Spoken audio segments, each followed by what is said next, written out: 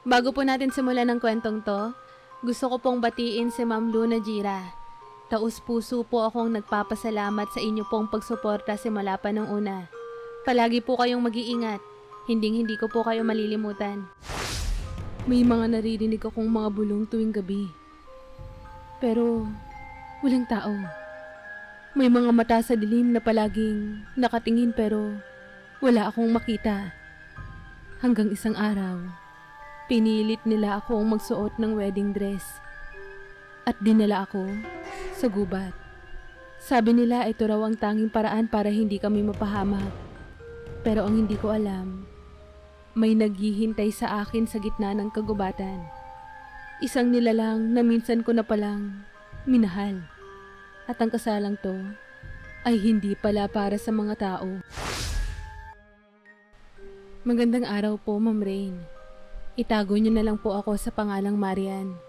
20 years old na ako ngayon pero ang kwentong ibabahagi ko sa inyo ay nagsimula noong 1 taon lang. Hindi ko talaga alam kung maniniwala kayo pero sana mapakinggan niyo ako ng buo. Kasi hanggang ngayon, hindi ko pa rin alam kung panaginip lang ba ang lahat o isang bagay na hindi ko na talaga matatakasan. Lumaki po ako sa isang maliit at tahimik na bayan sa probinsya ng San Julian. Sa lugar namin, kilala ang mga matatanda sa pagiging superstitious. Bawal magwalis sa gabi, bawal tumawid sa gubat kapag bilog ang buwan, at ang pinakamatindi sa lahat, bawal na bawal pumasok sa gubat sa likod ng baryo namin. Simula pagkabata tuwing dumadaan kami malapit sa gubat na yon, laging sinasabi sa amin ng mga matatanda na, "Yan nagsisimula ang hindi mo kayang tapusin." Hindi ko alam kung anong ibig sabihin nun. Parang riddle. Pero dahil bata pa ako noon, hindi ko na masyadong pinansin. Fast forward na tayo. College dropout po ako. Hindi ko na rin kasi kinaya ang gastusin. Nakatira ako ngayon sa bahay ni Lola Sabel, yung nanay ng tatay ko na matagal ng byuda. Mabait naman si Lola, pero may mga paniniwala siya na minsan weird na talaga. Katulad ng paglalagay ng asin sa bintana, pagsisindi ng kandila tuwing Biyernes ng gabi kahit walang brown out. At yung hindi talaga siya pumapayag na naliligo ako kapag may kasabay na ulan at araw. Isang araw, habang nililinis ko yung lumang bodega sa likod ng bahay namin, may napansin akong lumang baol sa pinakailalim ng mga kahon. Ang daming alikabok, parang hindi na talaga nabubuksan. Pero yung baol, parang hindi ordinaryo. Gawa siya sa kahoy pero may ukit ng mga dahon at bituin sa gilid. Sa totoo lang, hindi ko naman talaga balak buksan sana yon. Pero yun nga pakailamera akong bata. Inangat ko yung takip at sa loob nun, may wedding dress. Pero hindi basta-basta wedding dress. Kulay gatas ito na parang may kislap ng ginto kapag tinamaan ng araw. Ang lambot ng tela. Parang hindi gawa sa kahit anong alam kong materyales. At may amoy siya na hindi ko maipaliwanag. Hindi mabaho pero parang may lumang alaala sa hangin. Kasama ng damit, may nakabalot na isang lumang larawan. Medyo kupas na pero malinaw pa rin. Isang babae na nakasuot ng mismong gown na hawak ko ngayon. Sa likod ng litrato, may sulat na sinulat sa tinta. "Ikaw ang susunod." Nanlamig ako. Literal. Nilapag ko agad ang gown at sinarado yung baol. Pero hindi ko maalis sa isip ko yung mukha ng babae. May kakaibang pakiramdam akong gumapang mula sa batok ko pababa. Para kong nakita ang sarili ko sa ibang panahon. Kinuha ko yung picture at dinala kay Lola. Bigla siyang umupo. Para siyang nawalan ng lakas. "Lola, sino to?" Hindi siya agad sumagot pero nakita ko yung mga mata niya. Punong-puno ng takot. "Bakit mo yan nakita?" Tanong niya. Nililinis ko lang po kasi yung lumang bodega tapos..." "Isara mo yan. Huwag mo sasabihin sa kahit sino. Itapon mo na yan." Tapos bigla siyang naglakad paalis. Naiwan akong nakatunganga. Hawak-hawak yung larawan. Kinagabihan, habang naglalaba ako sa may poso ay nakaramdam ako ng lamig. Walang hangin, pero parang may humihinga sa batok ko. Pagtingin ko sa likod ko, Wala namang tao. Pero yung wedding dress na dapat ay nasa loob ng baul, nakasabit sa may likod ng pintuan ng kwarto ko. Agad akong tumakbo papasok. Lola! Sigaw ko. Pagkakita niya sa damit ay para siyang napaiyak. Hindi ka na makakatakas, Marian! Sabi niya, nanginginig ang boses. Ano pong ibig mo sabihin, Lola? Matagal na naming tinago ang sekreto ng pamilya. Akala namin, hindi na mauulit. Pero, ikaw pala. Lola, ano po ba to? Hindi siya sumagot. Umiiyak lang siya at nararamdaman ko na may bagay na paparating.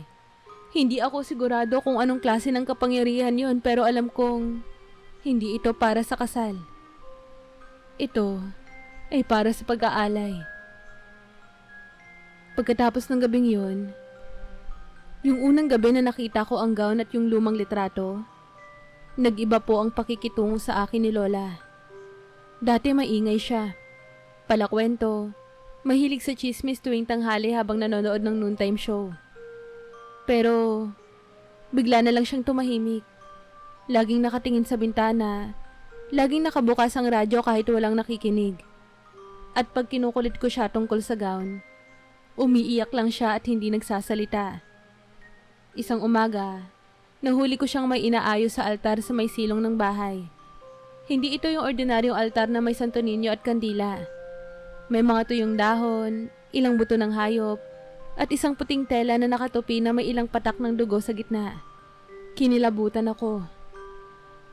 Lola, ano po yan? Hindi siya lumingon. Panata ng pamilya.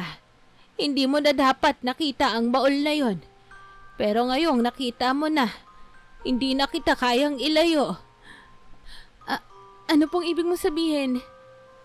Hindi siya sumagot.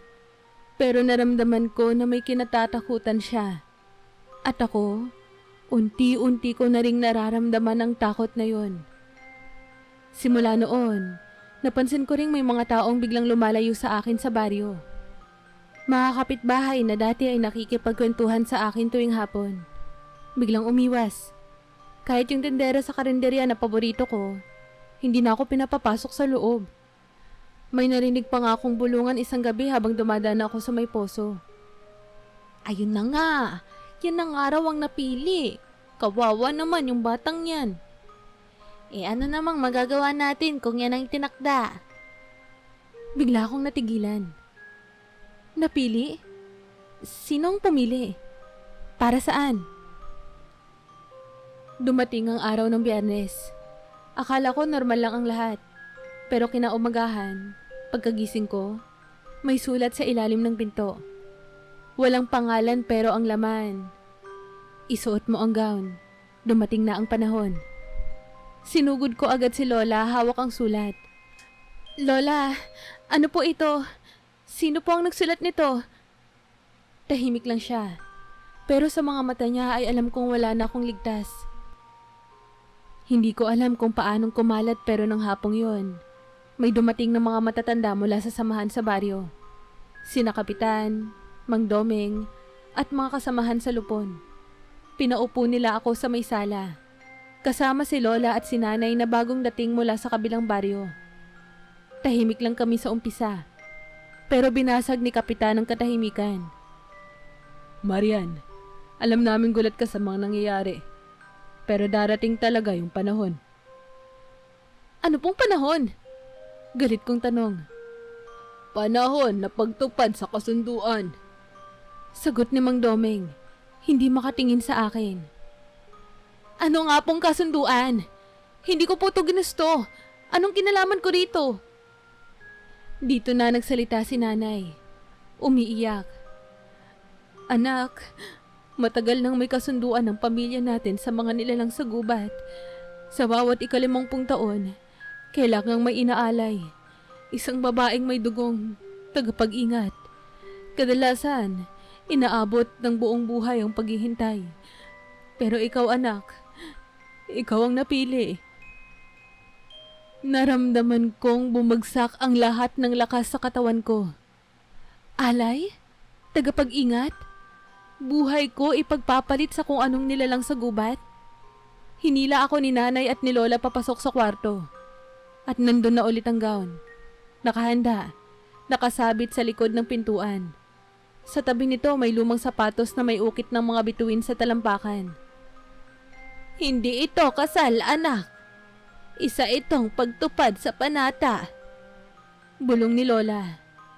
Naisip ko, lahat sila alam ang tungkol dito. Lahat sila may alam. At ako lang ang natatanging walang kaalam-alam. Pero ako ang isasakripisyo. Kinagabihan, habang nag-iisa ako sa kwarto, hindi ako makatulog. Kahit anong takpan ko sa tenga ko, naririnig ko pa rin ang mga bulong mula sa labas. Kailangan niyang isuot yon bago maghating gabi. Kung hindi, babawiin nila ang kabuhayan ng buong baryo. Mas mabuting siya kaysa buong bayan. Lumingon ako sa bintana. At sa dilim ng gabi, may nakita akong mga liwanag na sumasayaw sa hangin. Parang apoy, pero walang init. Parang mga mata na nakatitig. At isang tinig ang dumaan sa hangin. Mababaw, malamig. Marian. Napatakip ako sa bibig ko para hindi mapasigaw. Alam kong hindi ko na kayang takasan to. Pero hindi ko pa rin matanggap. Hindi ako dapat maging alay. Hindi ko pipiliing magpakasal sa isang engkanto. Kahit anong gawin kong pagpikit, kahit anong dasal, kahit anong pag-iyak, hindi ako nagising. Kasi hindi ito panaginip. Ito ang realidad ko. At sa gabing yon, pinilit nila akong magsuot ng damit pangkasal. Hindi para sa isang legal na kasalan. Hindi para sa isang taong minahal ko. Kundi para ialay sa isang nilalang na hindi ko pa man nakikita. Pero pakiramdam ko ay matagal nang nakatingin sa akin. Mag-aalas 9 na ng gabi nun. Tahimik ang buong baryo. Walang alingas-ngas. Wala ni isang batang naglalaro sa kalsada. Parang lahat ay nakakulong sa kani-kanilang bahay. Takot na baka marinig ang anuman. Ako lang ang gising sa loob ng silid. Nakaupo sa kama. Hawak ang gown na tila mas lalo pang kumikislap sa ilalim ng liwanag ng kandila. Ang tela, malamig. Parang ang hindi tela yon. Para bang balat ng ulap. Pero habang hawak ko yon, may kung anong bigat sa dibdib ko. Hindi lang dahil sa kaba, kundi dahil sa pakiramdam na hindi na ako. Maya-maya, kumatok si Lola. Hindi na siya naghintay ng sagot. Dahan-dahan siyang pumasok, bit-bit ang isang maliit na kahon. Oras na! Ilang sandali lang, pumasok na rin si nanay. Namumugto ang mata niya sa kakaiyak. Pero hawak niya ang isang bote ng langis at isang palanggana na may tubig at mga dahon.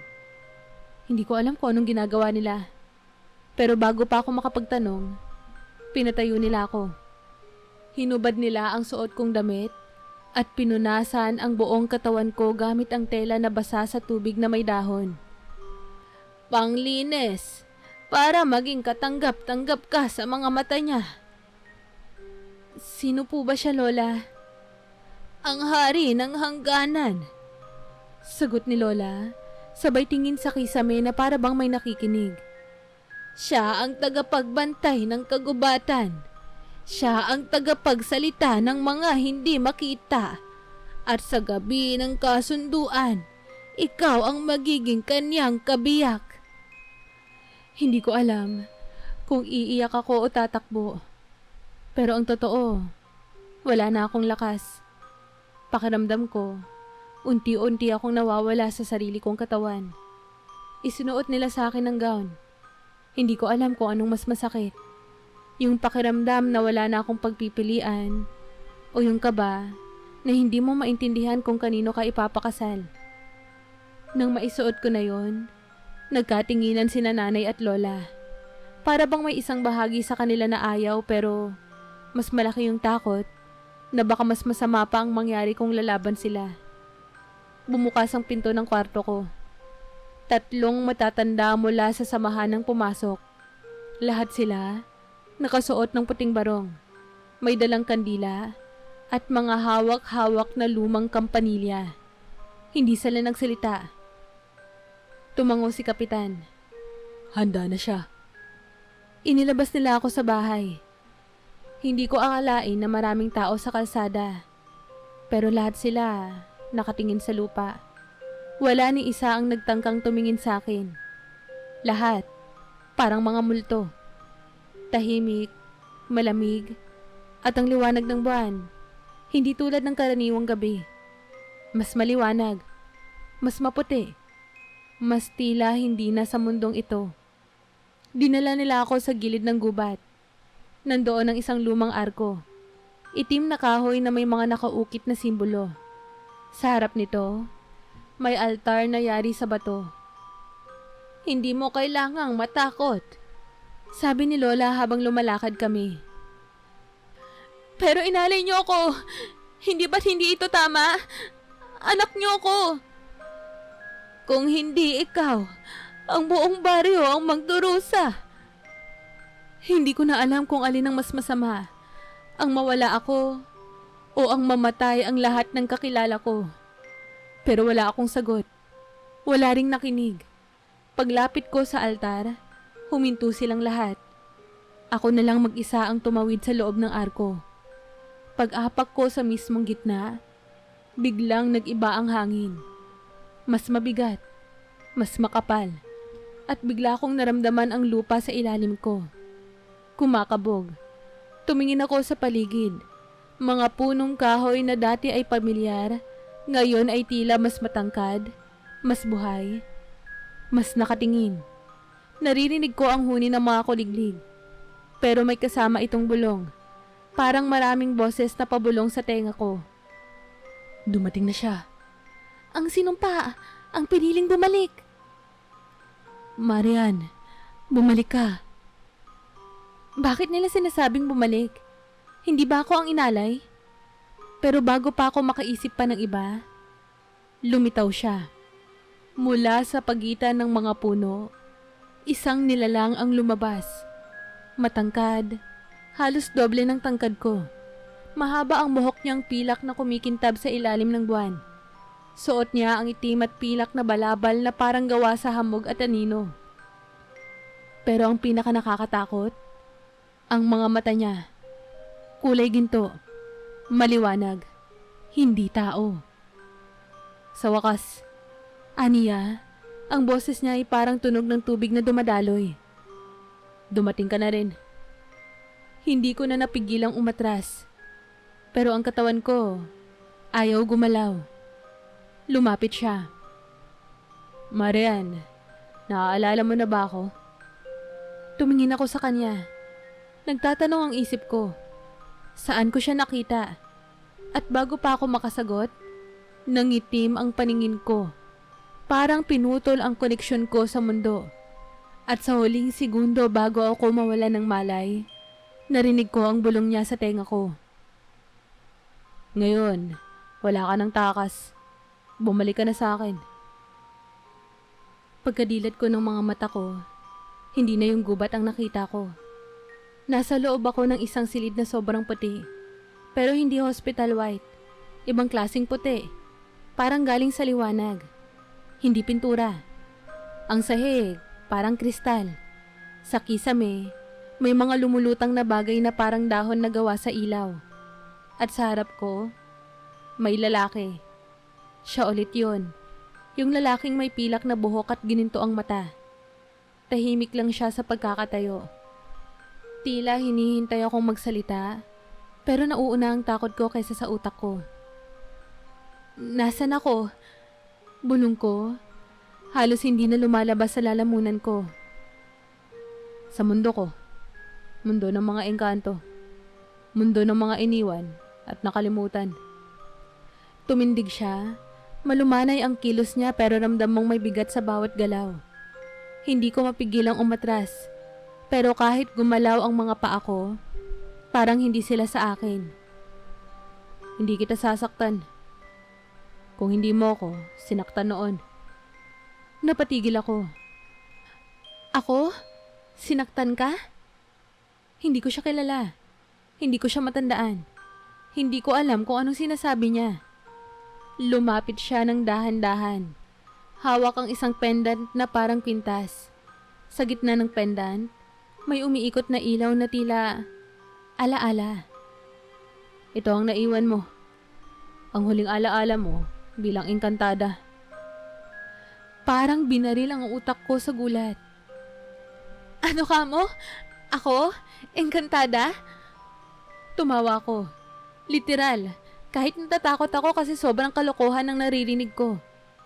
Ako na lumaki sa baryo, na sinanay maglabas sa poso, magbayo ng bigas, magpasa ng kahoy. Engkantada? Come on! Imposible. Siguro na pagkamalan mo lang ako. Siguro may kumukha ako. O baka naman, hindi ko na natapos. Hinawakan niya ang pendant saka tinapat sa noo ko.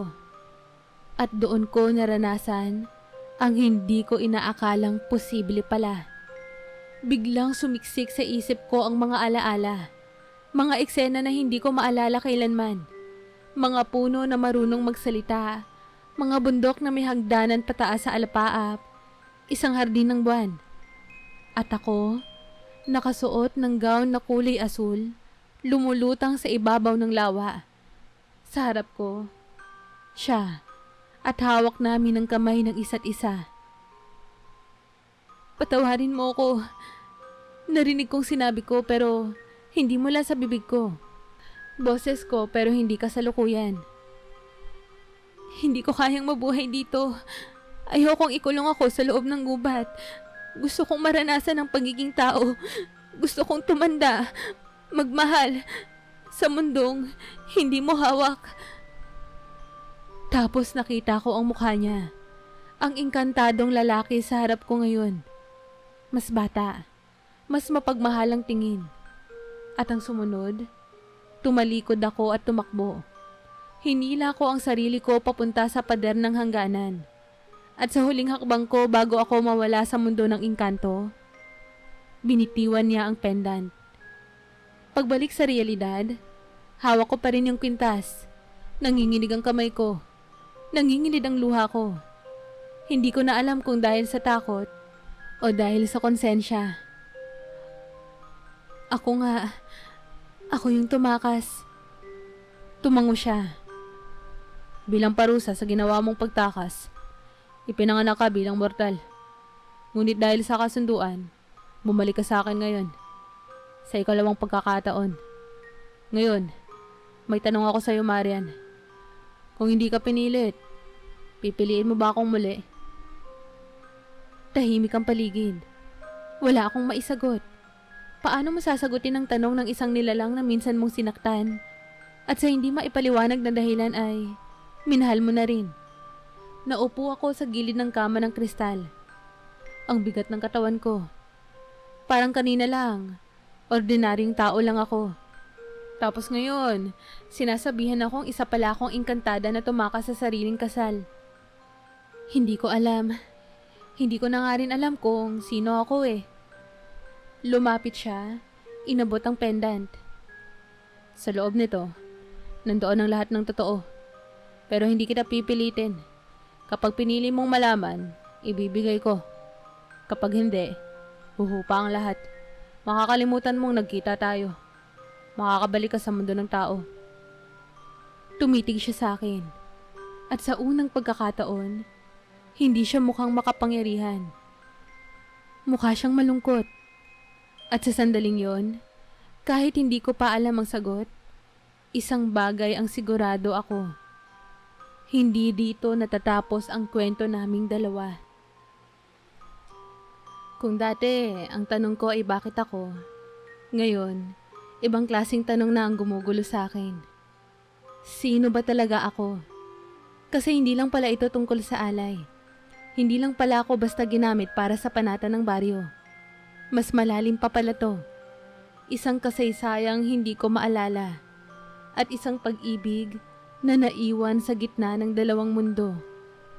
Matapos kong makita ang mga alaala sa pendant, yung ibang buhay ko na parang panaginip pero mas totoo pa sa lahat ng naranasan ko, parang nawala ako sa sarili ko. Tahimik lang si Avelion. Yung engkantong hari na ngayon ay laging naroroon sa bawat segundo ng buhay kong ito. Hindi siya tulad ng mga engkantong napapanood sa TV o naririnig sa kwento. Hindi siya masungit o nananakot. Tahimik lang siya. Parang laging nakamasid. Pero sa mga mata niya, parang laging may hinihintay. Dinala niya ako palabas ng silid na puti. Paglabas ko, bumungad sa akin ng isang tanawin na parang kinuha mula sa panaginip ng isang bata. Mga punong sobrang taas na may mga ugat na kumikinang. Lawa na kulay asul, pero may alon na kulay ginto. At mga nilalang na hindi ko maipaliwanag. May mga nilalang na kalahating ulap. May mukhang tao pero katawan ng liwanag.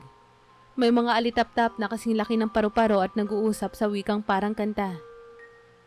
Maligayang pagbalik! Bulong ng isa sa kanila nang madaanan ko. Napalingon ako kay Avelion. Kilala nila akong lahat? Tumango siya. Ikaw si Lyra. Yan ang pangalan mo noon. Lyra? Tagapag-ugnay ng dalawang mundo. Ikaw ang dating prinsesang engkantada na pumili ng mundo ng tao. Tila gusto kong matawa sa narinig ko. Ako? Prinsesa? Ako nga yung nagtutupi ng labada sa poso araw-araw. Ako yung nilalayuan ng kapitbahay dahil sa chismis na inalay raw ako sa engkanto. Ako yung pinag-uusapan sa palengke. Pero habang tinitingnan ko ang paligid, kung paanong parang inaakma ako ng mundo, parang hindi ako estranghero. Parang kahit saan ako tumingin, ang kalikasan ay kilalang kilala ako. Dinala ako ni Avelion sa puno ng gunita. Isang napakalaking puno sa gitna ng kaharian. Ang puno ay tila gawa sa marmol na buhay. Sa ilalim nito, may isang maliit na silya. At isang salamin na nakalutang. Nagpapakita yan ng totoo. Paliwanag ni Avelion. At hindi kung anong gusto mong makita, kundi kung anong kailangan mong matandaan. Lumapit ako sa salamin. Sa una, sarili ko lang ang nakita ko. Suot ang gown na yon. Magulo ang buhok at takot sa mata. Pero unti-unti, nagbago ang refleksyon. Nakakita ako ng mas batang bersyon ko. Mas mahaba ang buhok, mas matatag ang tindig, kasama si Avelion. Nakangiti. Nakatingin sa akin na para bang ako lang ang mundo niya.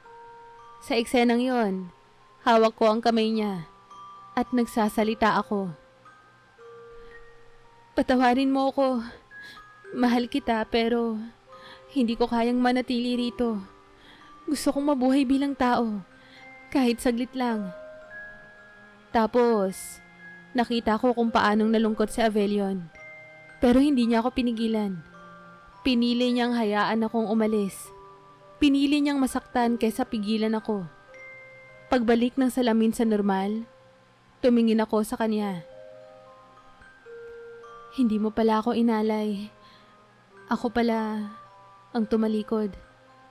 Tumango lang siya. Pero bakit ngayon? Bakit binawi mo ako ngayon? Hindi kita binawi, Lyra. Ikaw ang muling pinili ng kasunduan. Ang mga alaala mo ang tumawag sa'yo. At ako, nandito lang. Naghihintay kung kailan mo ulit pipiliin ang sarili mong mundo. Napaupo ako sa gilid ng ugat ng puno. Ilang taon akong nabuhay bilang Marian. Ilang taon kong inakala na isa lang akong ordinaryong babae na tinadhana sa kahirapan. Pero ngayon, nalaman ko na ako pala ang tumakas sa sarili kong kapalaran. Pero hindi rin ako makapagdesisyon agad. Hindi ganun kadali yun. Kinagabihan, pinatulog nila ako sa isang kwarto sa loob ng isang bahay na gawa sa mga dahon ng gabi. Ang kama ay lumulutang sa ere, parang ulap. Sa gilid, may mga alitap-tap na nagsisilbing ilaw. At mula sa bintana, tanaw ko ang lawang kumikislap sa ilalim ng buwan. Habang nakahiga ako, naramdaman kong may isa pang tanong na paulit-ulit sa puso ko. Kung pinili ko dati ang mundo ng tao, at ngayon ay bumalik ako sa engkanto, pipiliin ko pa kaya ulit siyang mahalin? Hindi ko pa alam ang sagot. Pero alam kong darating ang araw na hindi na ako magtatanong dahil ako na mismo ang kusang pipili. Wala pa rin akong desisyon. Hindi ko pa rin alam kung sino talaga ako. Kaya kahit ilang gabi na akong natutulog sa ulap, kahit napapalibutan ako ng liwanag at katahimikan, pakiramdam ko, bihag pa rin ako.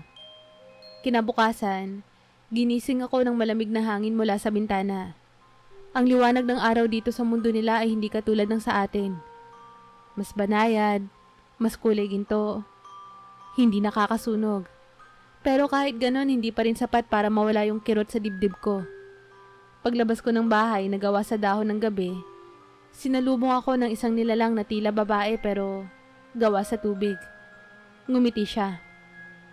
Inaanyayahan ka ng hari sa gabi ng gunita. Magaganap ito mamayang hating gabi sa ilalim ng puno ng alaala. Napakaganda ko sa labi. Gabi ng gunita? Parang masyadong dramatiko. Pero doon ko naisip, kung may balak akong tumakas, dapat ngayon na yon. Habang nagpapanggap akong naglalakad-lakad sa palibot ng kaharian, pinagmamasdan ko ang mga daanan. Lahat ng paligid, punong-puno ng tanawin. Mga bulaklak na nagsasalita, mga hayop na hindi ko maipaliwanag ang anyo, at mga engkantong abalang-abala sa mga ritual. Pero sa likod ng kagandahang ito, may isang sulok na tila hindi nilalapitan ng kahit sino. Isang malaking bato na may bitak sa gitna. Doon ako nagtungo. Nilapitan ko ito at habang lumalapit ako, mas lumalalim ang pakiramdam kong hindi ako dapat nandoon. Pero kinalma ko ang sarili ko. Kung totoo ang dati akong engkantada, marahil ay may kakayahan pa rin akong makalabas. Nang mahawakan ko ang bato, biglang kumislot ang lupa. Napaatras ako, pero hindi ko na napigilan. Bumukas ang bitak, at parang hinihila ako ng hangin papasok. Parang isang portal. At sa loob, isang boses ang umalingaw-ngaw. Boses ko, pero mas bata, mas desperado. Kung totoo ang sinasabi mo, Avelion, bakit ako ang kailangang isakripisyo? Gusto ko lang mabuhay ng malaya. Gusto kong matikman ang sakit. Ang saya ng pagiging tao. Tapos, may isa pang tinig.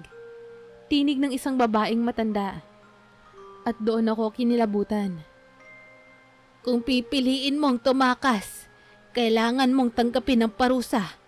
At ang parusang iyon ay makalimot ka. Mamatay ang dating ikaw. At isilang ka bilang taong hindi mo kilala. Biglang nanlamig ang buo kong katawan. Yun pala ang kabayaran. Hindi lang ako basta tumakas. Pinunit ko ang sarili kong kaluluwa. Kaya pala nang isilang ako bilang Marian. Kahit gaano ako kabait o kasipag, pakiramdam ko laging may kulang. Kaya pala hindi ako nakaramdam ng buo. Kasi ang kalahati ko, naiwan sa mundo nila. Pagkaalis ng alaala, napansin kong may nagmamasid sa akin mula sa kadiliman. Isang nilalang na may maitim na balabal. At ang mata, kulay pula. Hindi ka pa rin natuto, sabi niya. Uulitin mo na naman ang pagtakas, Lyra. Ano bang pakialam mo? Ngumiti siya. Pero ang ngiti niya, hindi tao. Ako ang dahilan kung bakit mo naisipang tumakas noon. At doon bumalik ang isa pang alaala. Isang nilalang na engkanto rin, na naging lihim kong kaibigan. Isang lalaking engkanto na siniraan si Avelion sa akin, na pinaniwala ako na mas maganda ang mundo sa labas. Siya pala ang nagtulak sa akin noon. At ngayon, gusto niyang ulitin ang lahat. Alam mong hindi ka niya kayang palayain. Pag pinili mong manatili, ikaw ay magiging asawa ng hari. At habang buhay ka na rito. Pero kung aalis ka ngayon, isasama kita sa mundo ng tao. At babalik ka sa dating Marian. Wala ng kaharian. Wala ng pendant. Kalayaan. Tunay na kalayaan. At sa loob ng puso ko, nagulo ako. Gusto kong bumalik sa nanay ko. Sa mga simpleng araw, sa kalsadang may alikabok, sa poso, sa bahay ni Lola. Pero naiisip ko rin si Avelion. Yung paraan ng pagtitig niya sa akin na parang ako lang ang kailangang bumuo ng mundo niya. Nang papalapit na ako sa bitak ng bato, handa na sanang tumalon. Lira! Bumaling ako. Si Avelion. Tumakbo siya palapit. Hawak ang pendant at sa tingin niya, hindi galit. Hindi rin puot. Takot. Hindi na kita pipigilan kung yan ang gusto mo. Pero bago ka umalis, isang hiling lang. Hawakan mo ulit to. Hawakan mo at piliin mo kung anong mundong gusto mong tahakin. Hindi ko nahahawakan ng kamay mo, pero ibibigay ko ang puso ko kahit hindi mo natutanggapin. Tumayo ako sa gitna. Sa isang gilid, ang portal pabalik sa mundo ng tao. Sa kabila, si Avelion, hawak ang pendant. Tumulo ang luha ko. At bigla, tumakbo ako pabalik kay Avelion. Yumakap ako sa kanya ng mahigpit. Hindi ko na kayang tumakas. Sabi ko, kung pipiliin kong mamuhay ng may kalayaan pero kulang, mas pipiliin ko na lang na makulong sa piling ng taong totoo kong minahal.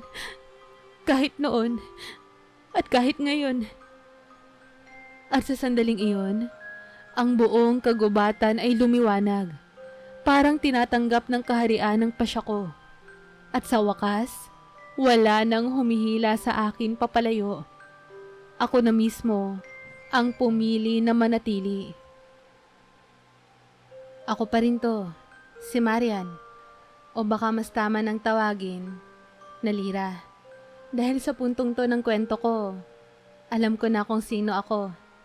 At alam ko na rin kung bakit ako bumalik.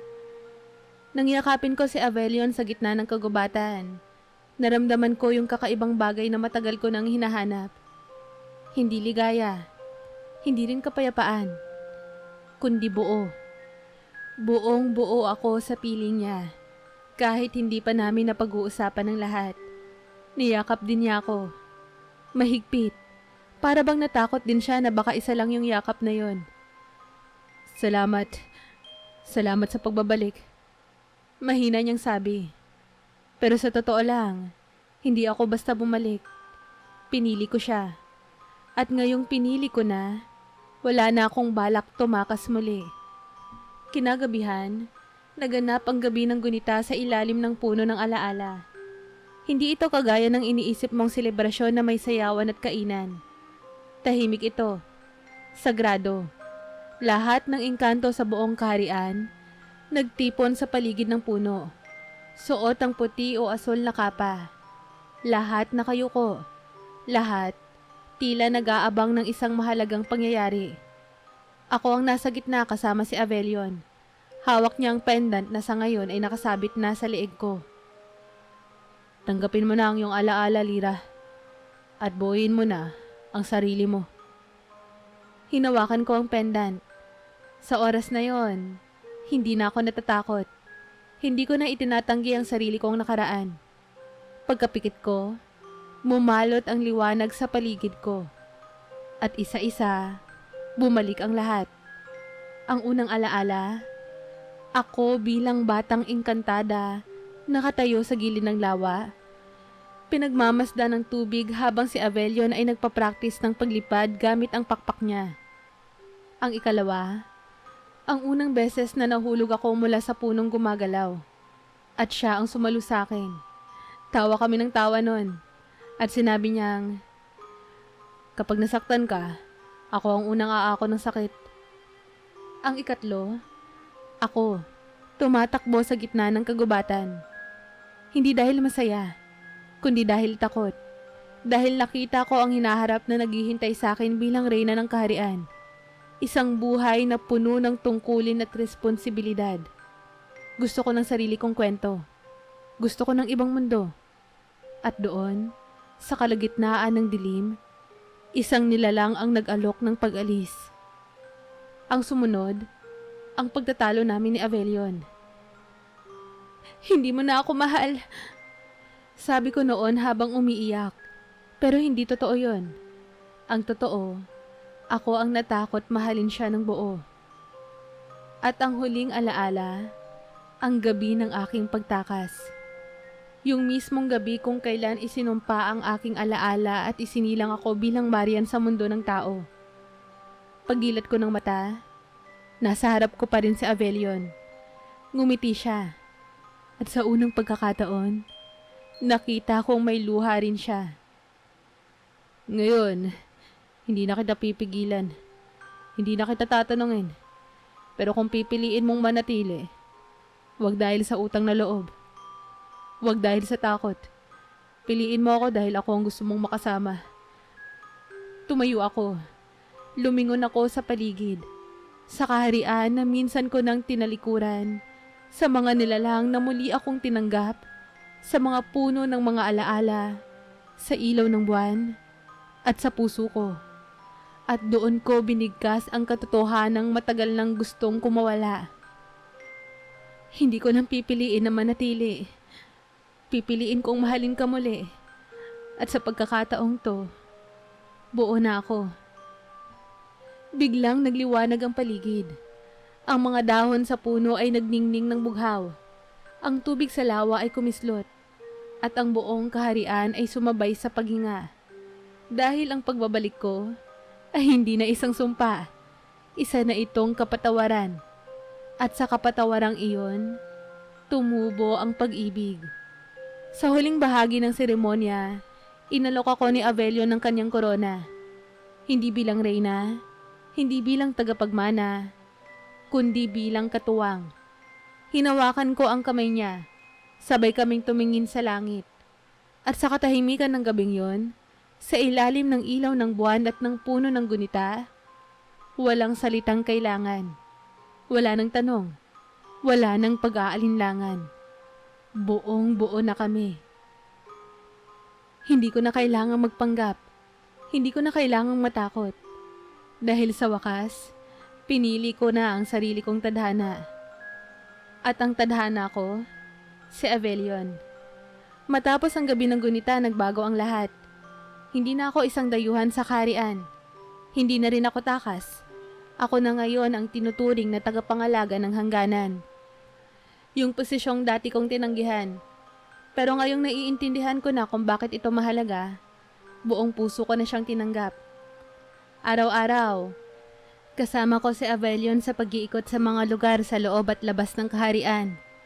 May mga engkantong natutulog sa ilalim ng lupa. May mga nilalang na bantay ng ilog. May mga diwata na nagsasayaw tuwing gabi sa itaas ng mga punong kahoy. Isang gabi, habang nakaupo kami ni Avelion sa ibabaw ng isang malaking ugat ng puno ng alaala, napayakap ako sa kanya ng mahigpit. Namiss kita. Bulong ko. Nakita ko ang pagsilay ng ngiti niya. Kahit wala ka pang alaala, araw-araw kitang ginugunita. Sa loob-loob ko, ang lalaking ito, minahal ako kahit wala na akong pagkakakilanlan. Kahit nakalimot na ako. Siya, hindi kailanman bumitaw. Pero hindi ibig sabihin nito ay naging madali ang lahat. May mga gabi pa rin na tinatawag ako ng panaginip. Yung buhay ko bilang Marian. Yung simpleng buhay. Si nanay, si lola, ang poso, ang amoy ng sinampay sa tanghali. At minsan, tinatanong ko ang sarili ko, paano na kaya sila? Ano ang iniisip nila ngayon na wala na ako? Isang gabi, hindi ko na napigilang tanungin si Avelion habang naglalakad kami sa gilid ng lawa ng pilak. Pwede ko pa ba silang mabisita? Kahit saglit lang? Para lang masabi kong, ayos na ako? Tumahimik siya ng ilang segundo tapos tumango. Pwede. Pero may kapalit. Anong kapalit? Kapag bumalik ka sa mundo ng tao, hindi ka nila makikilala. Hindi nila maaalala kung sino ka. Makikita ka lang nila bilang isang estrangherong babae na bumisita. Walang yakapan, walang pagbate. Pero makikita mo silang masaya at buo. Sa totoo lang, masakit. Pero tinanggap ko yun. Dahil minsan, Mas mahalaga ang makita mong masaya sila kahit wala ka, kaysa ipilit ang sarili mong presensya. Kaya isang gabi, dinala ako ni Avelion sa isang lugar sa gitna ng kagubatan. Isang lihim na portal. Lumakad ako sa loob at sa isang kisap mata, nasa labas na ako ng bahay ni na Lola. Hindi ako nakalapit. Doon lang ako sa may puno sa tapat. At mula roon, nakita ko si nanay. Nakaupo sa balkonahe. May hawak na tinahi. Medyo payat na siya pero buhay. Matatag. Si Lola naman, abala pa rin sa pagdidilig. Buhay pa rin ang mga halamang minahal niya. At sa sandaling yon, tumulo yung luha ko. Hindi nila ako nakita. Hindi nila alam na ako yon. Pero ayos lang, dahil masaya sila. Pagbalik ko sa kaharian, sinalubong ako ni Avelion. Walang tanong, wala ring sermon. Yumakap lang siya sa akin. At sa yakap niyang yun, naramdaman ko na kahit hindi ko na maibalik ang dati kong buhay, may bago akong simula. Ilang buwan nang lumipas, isang hapon, pinatawag ako ni Avelion sa harap ng trono. Tahimik ang buong palasyo. Nasa gitna ako ng bulwagan. Habang nakatingin sa kanya, bigla siyang lumapit. Hawak ang isang korona na gawa sa pilak at mga bulaklak ng gabi. Lumuhod siya sa harapan ko. Lira, hindi kita pipilitin. Hindi kita uutusan. Pero ngayong ikaw na ang buo, papayag ka bang maging katuwang ko? Hindi lang bilang tagapangalaga, kundi bilang aking kabiyak. Hindi ako nagsalita agad. Tinignan ko lang siya. At pagkatapos ng lahat, pagkatapos ng pagtakas, pagkakalimot, pag-aalay, pagbabalik, isang salita lang ang lumabas sa bibig ko. Oo. Sa araw ng aming pagsasama, hindi ako nakasuot ng sapilitang wedding dress. Wala ring mga bulong ng takot. Wala ring kandila ng panata. Ang suot ko ay isang simpleng gown na ako mismo ang pumili. At ang sinumpa kong kaharian, naging tahanan ko na. Sa huli, ang kwento ko ay hindi pala tungkol sa isang alay. Hindi ito tungkol sa engkanto na kinatatakutan. Hindi rin ito kwento ng pagtakas. Ito ay kwento ng isang pag-ibig na tinawid ng limot, takot, at mundong magkaiba. At sa dulo, hindi ako kinuha. Ako ang pumili. Hindi ko akalain na ang simpleng wedding dress na nakita ko sa lumang baul ang magiging susi sa lahat ng katotohanang matagal nang itinago sa akin. Hindi ko rin inakala na sa likod ng takot, may matagal ng pag-ibig na naghihintay lang piliin kong muli. Sa ngayon, masaya na po ako. Hindi dahil naging madali ang lahat, kundi dahil pinili kong yakapin kung sino talaga ako. At para sa iyo na nakikinig, minsan, kailangan lang natin ng lakas ng loob para tingnan kung sino ba talaga tayo. At kung kanino natin nais ibigay ang puso natin ng buo. Ako po si Lira, dating Marian. At ito ang kwento ko. Ang kwento ng pagpili, ng pagkilala, at ng pagmamahal. Hindi lang sa iba, kundi pati sa sarili. Kamusta po kayo? Muli, maraming salamat po sa pagsubaybay. Kung nagustuhan niyo po ang kwentong katulad nito, na may halong kababalaghan, misteryo, at pag-ibig, don't forget to like, share, at mag-subscribe sa channel ko. Dahil sa bawat kwento, may katotohanang maaaring totoo rin sa'yo. Ako po ang inyong tagapagsalaysay, Rain Luna. Hanggang sa muli po, have a nice day!